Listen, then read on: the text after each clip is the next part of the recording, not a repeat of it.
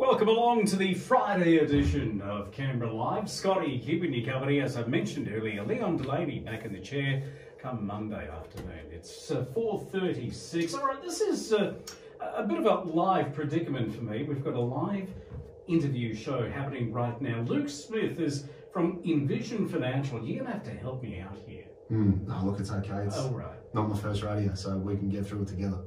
You can hold my hand and guide me as we go through this. All right. First of all, let's tell everybody who you are, because they could be new, like I am, for the first time learning who you are. No, look, so every Friday at 4:30 we have a show on financial planning, strategies, matters and considerations. And today our topic of choice is admin fees and what to look for in the new year. Right. So it's a really good time. Everybody's been on holidays. We're coming into a fresh January, and a good time to just sort of sit and maybe have a bit of a look after your third or fourth beer at what are my admin fees on my super fund. Can we do that right now? and what am I paying? And just really give people an idea of some key things to look for, some things to consider, and to sort of shed a bit of a light on some of the acronyms that my industry is phenomenally renowned for. And what gets me is that, fees and charges, they're a bugbear of everybody. Correct. It doesn't matter what it is. But all these acronyms that you mentioned, you know what they are. You probably know them like the back of your hand. Yeah. The average layperson like myself, I wouldn't know one from another. So where do we begin? Yeah, so look, let's break down a few that you'll see on some statements, and we can have a chat about what is the acronym, what does it stand for, and what does it actually mean. And then we'll work into things you can look for to try and lower your fees, or just have a look at what you're paying at the moment, understand what you're getting, and also then some ways that you could potentially lower your fees, keeping in mind that cheaper isn't always better. Right. I can lead, understand that. Let's lead with that. So cheaper isn't always better, but you also don't want to be paying overs if you're not getting choice. And with most of these things, I always say to people, you're going to pay for choice, control, flexibility.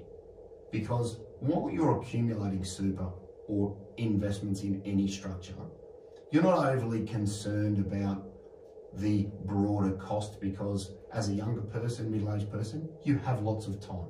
That's not to say that fees aren't important, but you need to accept that, like the features of a good car, you don't get all the bells and whistles in the base model vehicle. So when you're looking at your super fund, you need to understand, am I in the right type of fund for me? And I use that car analogy often because people can picture that. Yeah, that's a great analogy. Very descriptive. That's what we want on radio. Great description. Yeah, that's it. Theatre of the mind. You can picture that in your head. If you go to a car dealer and say, give me the cheapest model of this, you may not get ABS brakes. You may not get a reversing camera. You may not get air conditioning. You may not get a heads-up display. And if that's what you want, and that is all you need, that's perfect. But you can't get upset that you don't have ABS brakes, air conditioning, and the heads-up display if you're not willing to pay for them. And super funds are very similar. If you need a simple super fund, great. That's why they invented industry funds. You can have your money in an industry fund, it'll do a good job for you. You don't have a great deal of choice, and they are average in cost. Beautiful. I've got another analogy for you. Jetstar.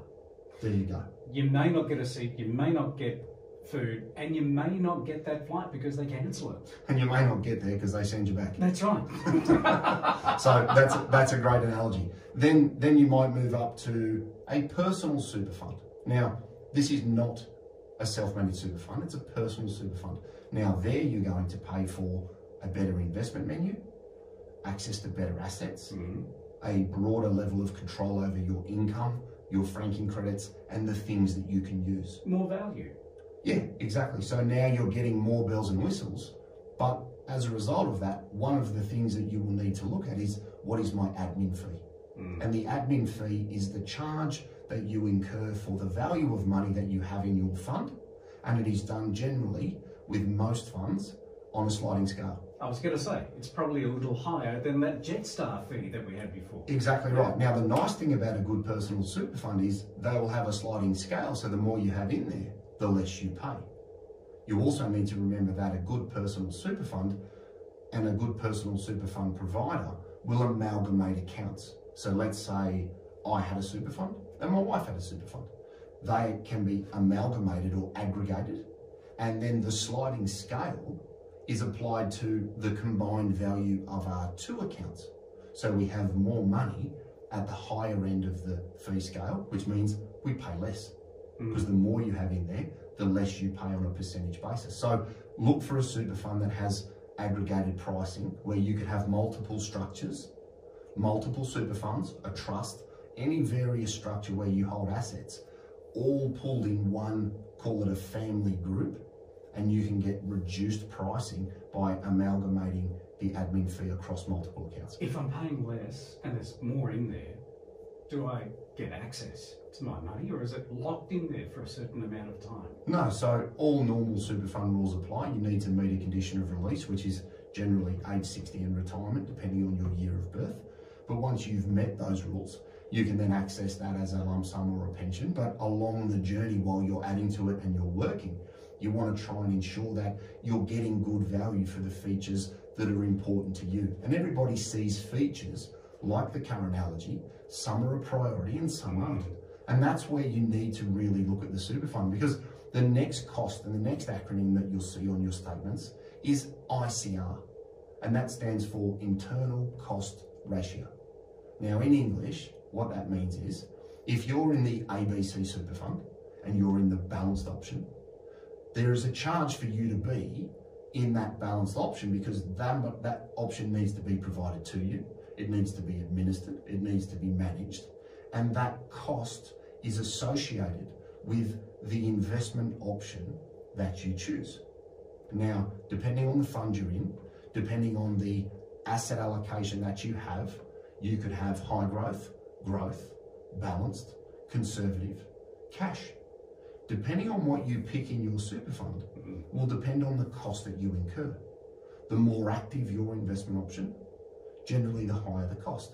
So you need to look and see, what are my choices that I've made in my fund and what are the associated costs with each option? It's funny you should say that, because I know that there are some areas, I've only dabbled, I don't do this, but I know that there are some fees that are higher with, depending on what you're talking about, what you're asking about, what your advice is. Have you ever come across that? Is that part of the planning? Well, I think depending on the provider, yeah, it'll come down to how they charge the fees. And I think that's a great way of looking at the broader approach to the total fees that you incur, because you might be in a super fund, for example, AMP, notorious for this. We don't charge an admin fee. Okay. Aren't we amazing? All right. But then they'll charge you a 2.5% ICR, which is ridiculous. Right. So you need There's to... a gotcha. Exactly. And again, it's that misconception that, oh, this one's cheap because it doesn't charge an admin fee. But then they get you with the ICR. So they might have an increased cost there. Now, some AMP structures were notorious back in the day for that, where people said, oh, well, I don't pay an admin fee. This is amazing.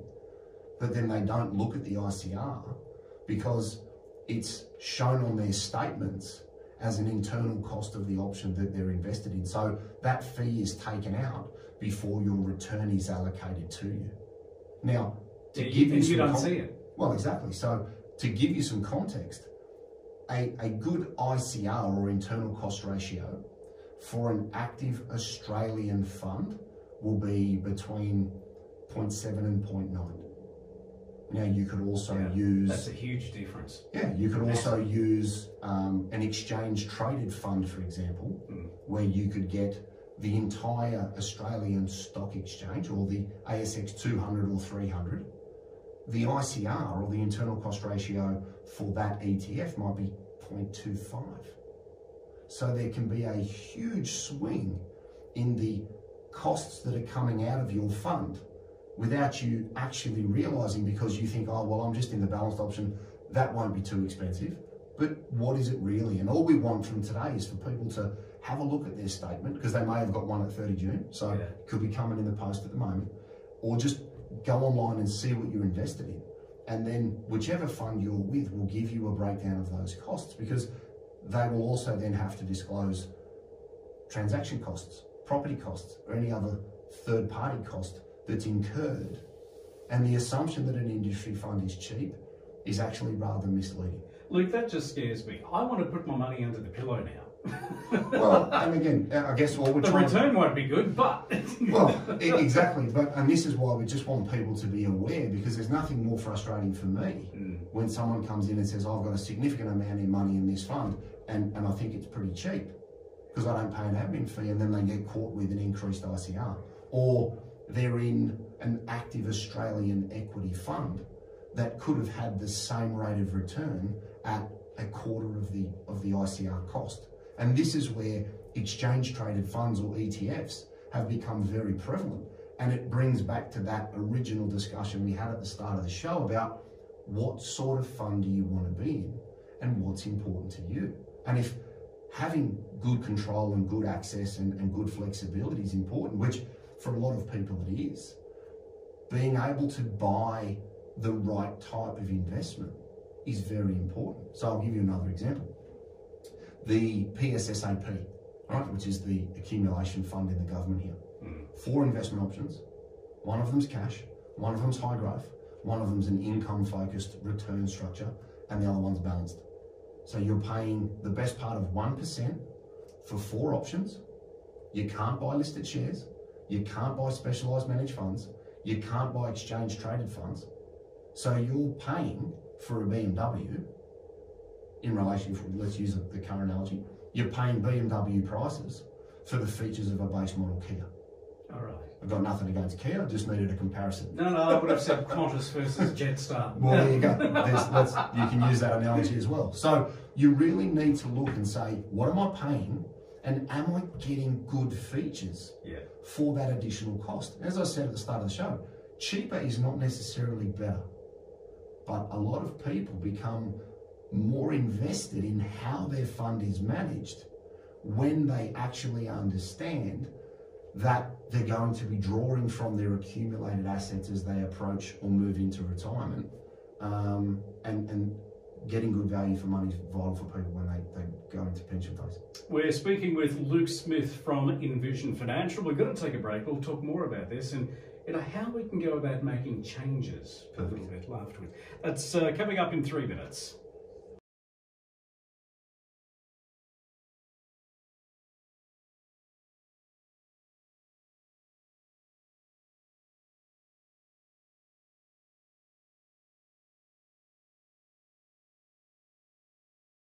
We're speaking with Luke Smith from Envision Financial, a whole slew of funds, the charges they've got, and what you can do about it. Now, if you want to make a change in your funds, what can you do? Yeah, so the first thing you can do is most good super funds have a very thorough website. So you can go to your fund's website and you'll be able to get some general information in relation to what you have. You'll be able to log into your account and see what your underlying investments are. You can then download what's called the PDS. There's another acronym, which stands for Product Disclosure Statement. I think we're common with PDS, aren't we? I think so. Well, I hope so in this day and age. Nobody reads it, but we're common with it. Correct. I've got to give it to you, but you don't care. Correct.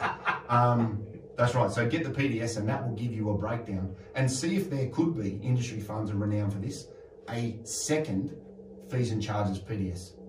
So a PDS within the PDS? Well, they have a second one generally for additional fees and charges, which will elaborate on some of the underlying costs. You know why we don't read this stuff, right? Well, and I think that's part of the reason why they make it that hard to understand, that if you actually delved into the real cost of something, and this is really why I'm pointing it out. It's not to say that things are good, bad or indifferent. Just have an understanding of what you're in. Because if you could save 1% on your fund for the next 10 to 15 years, and you look at the compounded value of that, if you've got a significant balance. Compound interest. Now, I'm familiar with that. It starts to have a far more significant, impact on what you do. So have a look at that. Have a look at the fees that you're paying to your advisor. If you've got an advisor and you're paying fees and charges there, ask them if they have a fixed fee option. So traditionally, this industry has always been about a percentage of the value. I like that idea. But I also think that for transparency and I guess clarity, there isn't a need to charge twice the fees on twice the money. A fixed fee, then you know what you're paying for. Exactly. So we've been fixed fee at certain levels for a significant period of time, because I don't believe that $4 million is twice the effort of $2 million. So therefore you shouldn't pay twice the cost, because you're on that traditional percentage-based model. So look at the fees you're paying to your advisor and ask and say, have we got a fixed fee option, or can I fix it going forwards, and see if that's part of their service offering. Have a look and see if your fund allows you to use exchange traded funds, because if you're in Australian share managed fund or an Australian share option, and you can use an Australian share ETF, that will significantly reduce your internal cost ratios or your ICRs. Think about using listed shares, because there is no cost to hold listed shares in your super fund. So as we said earlier, if you're in a generic fund option, you'll have an annual cost to be in that choice. If you went and bought a whole raft of Australian shares or international shares, you pay brokerage once, then you don't pay anything again to carry them. So that's another way to reduce your fees. Yeah, so that sounds good. There are a number of options, but it also comes back to, what does your fund offer? So some of the key things that people can remember are, get value for money, get the right features in your super fund and ensure you can use what you want. Look at what you're paying for in your PDS and understand what the fees and charges are. And then consider using ETFs and listed shares to reduce your broad costs. How do we find out more info? Yeah, so 6260-4749. We've got envisionfinancial.com.au. We've got the podcast, The Strategy Stacker, Luke Talks Money on iTunes and Spotify. We've got the YouTube channel Envision Financial Canberra, where we've got each of the shows each week. We've got YouTube Shorts. We've got TikTok as The Strategy Stacker. And we've got the book coming out in March, Smart Money Strategy, Your Ultimate Guide to Financial Planning, which will be on shelves and online in March. So and a partridge in a pear tree. Just about. Just about. So we've got it all covered at the moment. So it's very exciting. You would have had a busy Christmas New Year period as well, I'm sure, as well, Luke. Yes, it's first show back for the year, and it's right, 50 ground running. Luke Smith from Envision Financial. Thanks for your time. It's hard for me to say that. Thanks for your time today. News is next.